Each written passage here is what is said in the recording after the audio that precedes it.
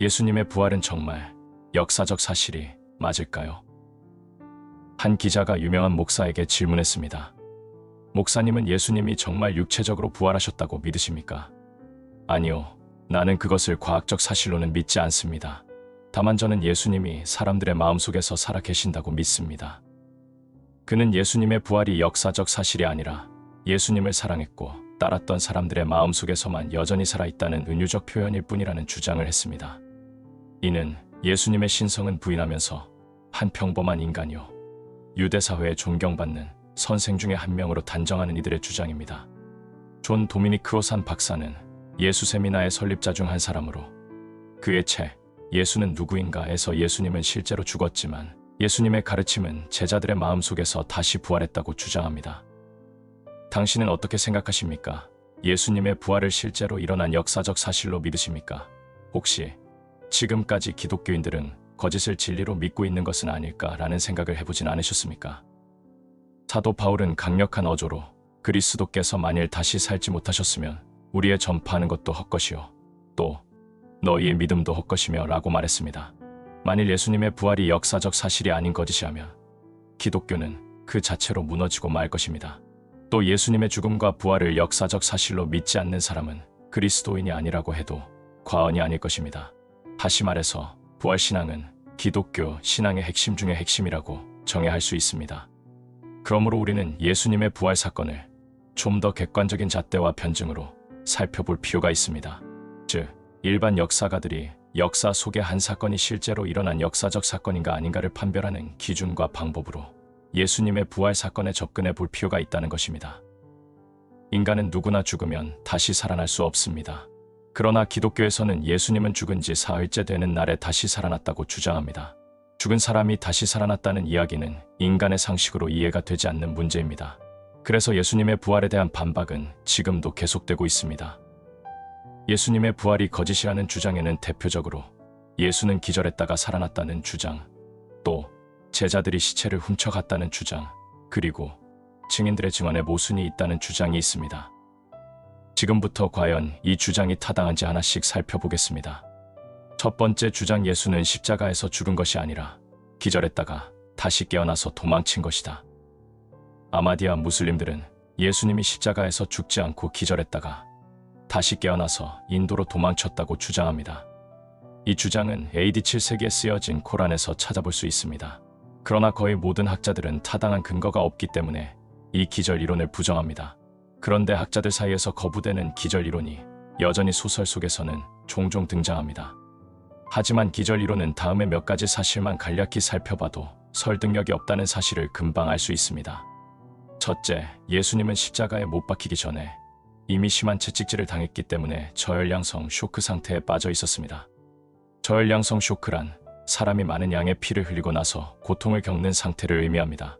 의학자들의 설명에 의하면 사람이 피를 많이 흘리면 4가지 증상이 나타나는데, 심장이 피를 퍼올리지 못하고 혈압이 떨어져서 정신을 잃게 되고, 신장은 소변을 만들어내지 못하고, 몸은 흘린 피 때문에 매우 심한 목마름을 느끼게 된다고 합니다. 이러한 증상은 예수님의 경험과 정확히 일치합니다. 로마 군병으로부터 심한 매를 맞은 예수님은 십자가를 지지 못할 정도로 쇠약해 있었고 내가 목마르다고 했습니다. 쇠 구슬이 박혀있는 로마 군병의 채찍으로 심하게 맞은 예수님은 십자가에 못 박히기 전에 이미 그 목숨이 위험했다고 추론할 수 있습니다. 둘째, 십자가에 매달린 사람은 심한 고통 속에서 호흡 곤란을 경험하다가 결국 심장마비로 죽게 됩니다. 예수님은 저혈량성 쇼크 상태에서 십자가에 못 박혔는데 아마도 7인치에서 5인치 정도의 대못을 손목과 발목에 박았을 것으로 추정됩니다. 보통 사람이 십자가에 못 박히면 고통 속에서 피를 많이 흘려서 죽게 되는 줄 아는데 사실은 그와 다릅니다. 사람이 십자가에 매달리게 되면 우선 팔이 몸무게를 이기지 못하고 축 늘어집니다. 그리고 양쪽 어깨가 탈골됩니다. 이렇게 몸이 처지게 되면 가슴의 횡격막이 심장을 압박해서 숨을 내어 쉴 수 없게 만듭니다.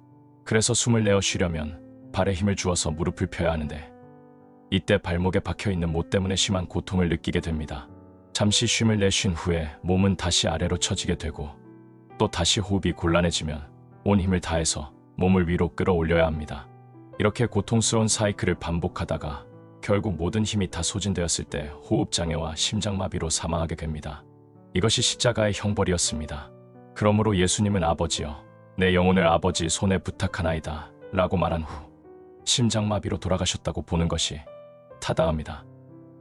요한복음 19장 34절에 그 중 한 군병이 창으로 옆구리를 찌르니 곧 피와 물이 나오더라 라는 기록이 나옵니다. 로마의 군병이 예수님의 죽음을 확인하기 위해서 예수님의 옆구리를 창으로 찔렀을 때 물처럼 투명한 액체와 피가 나왔던 것입니다.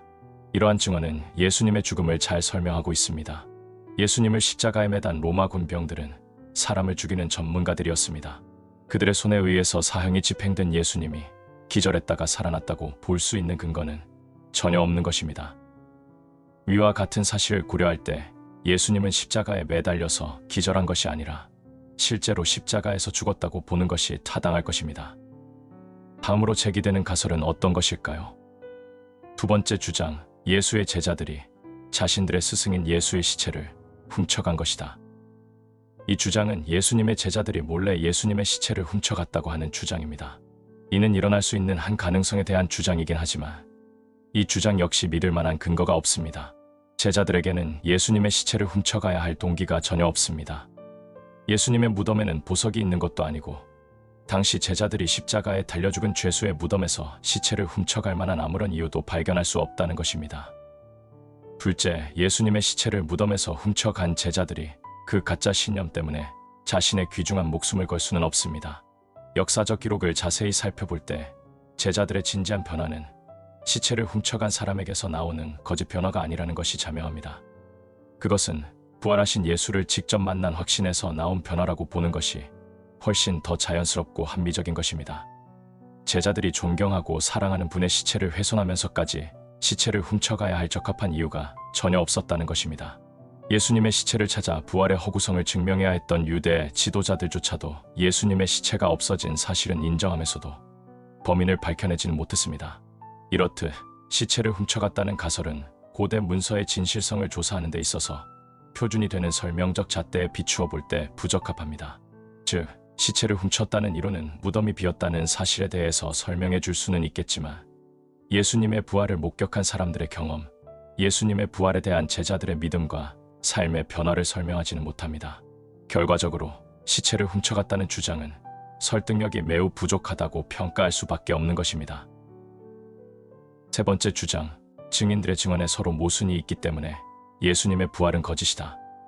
예수님의 부활을 의심하는 많은 회의주의자들은 예수님의 부활을 증언하는 내용이 서로 일치하지 않고 각기 다른 점이 있기 때문에 예수님의 부활은 사실이 아니라고 주장합니다. 과연 예수님의 부활을 증거하는 복음서의 구체적인 내용이 정말 조금씩 다 다를까요? 그리고 그 복음서 증언의 불일치는 곧 예수님의 부활이 거짓이라는 증거일까요?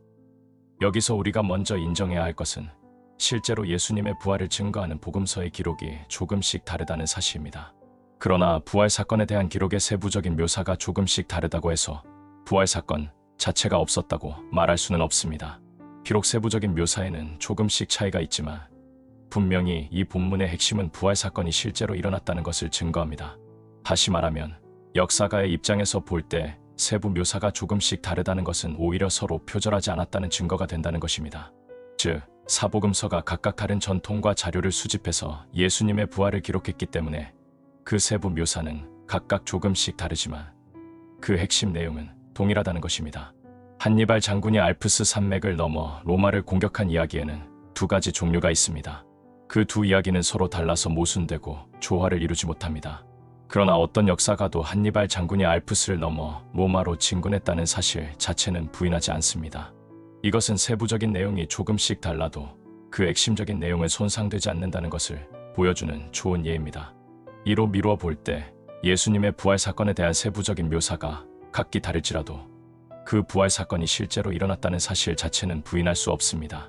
복음서의 저자들이 각자 자신이 전해들은 증인들의 이야기와 수집한 자료를 통해서 그 당시 상황을 묘사했기 때문에 세부적인 묘사가 일치하지 않는다는 것은 지극히 당연하며 오히려 그것은 부활의 증거로 보는 것이 더 타당합니다. 따라서 예수님의 부활을 증언하는 세부 묘사가 서로 다르다는 이유로 예수님의 부활 사건은 사실이 아니라는 주장은 설득력이 없는 것입니다.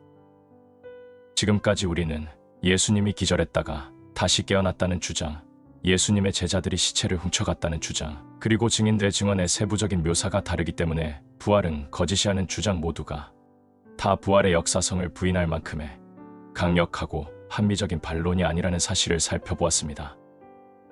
그렇다면 예수님의 부활 사건이 역사적으로 사실이라는 주장을 뒷받침하는 증거는 무엇일까요? 어떤 사람들은 주장하기를 예수의 제자들이 부활한 예수를 본 것은 사실이지만 그것은 사실 예수의 환상이었다고 말합니다. 그러나 생각해 보십시오. 예수님의 제자들이 만났고 이야기했던 사람은 사실 실제 부활한 예수님이 아니었고 그들이 예수님을 너무도 사모한 나머지 환상을 보았다는 것이 과연 합리적인 주장일까요? 미국 심리학회 회장을 역임했던 저명한 심리학자 게리 콜린스 박사는 제자들이 예수님의 환상을 봤다는 주장에 대해 다음과 같은 전문가적 견해를 밝힙니다. 환상이라는 것은 개인적인 것입니다. 그 본질상 한 번에 한 사람이 볼 수 있습니다. 집단적으로 목격하는 것은 절대로 환상이 아닙니다. 한 사람이 어떤 식으로든 영향을 미쳐서 다른 사람이 환상을 보도록 유도하는 일은 불가능합니다. 환상은 오직 주관적이고 개인적인 의미에서만 존재하기 때문입니다. 그런데 부활한 예수님은 개인뿐 아니라 여러 사람이 집단으로 목격했다는 기록이 여러 군데 나옵니다. 부활한 예수님을 분명히 여러 사람이 여러 번 동시에 만났고 심지어 500명이 동시에 부활한 예수님을 만났다는 기록도 있습니다. 이런 점을 미루어 볼 때 제자들이 부활하신 예수님을 만난 경험은 환상이 아닙니다. 또한 예수님의 부활은 초기 그리스도인이 선포했던 신앙의 핵심이었습니다. 그들은 예수님의 부활을 선포하다가 순교를 당하기도 했습니다. 자신의 경험이 환상이나 거짓이라는 것을 알고 있으면서도 그 거짓 때문에 자신의 목숨을 버릴 사람은 없습니다. 게다가 바울과 야고보는 예수님을 믿지 않던 사람인데 그들이 예수님의 환상을 봤다는 것은 이해할 수 없는 주장입니다. 예수님의 제자들은 예수님의 죽음 이후에 부활하신 예수님을 자신들이 직접 만났다는 확신을 가지고 있었습니다. 그들은 어떻게 이러한 확신을 가질 수 있었을까요? 실제로 부활하신 예수님께서 제자들에게 나타났다는 설명 이외에 다른 더 설득력 있는 설명은 없을 것입니다.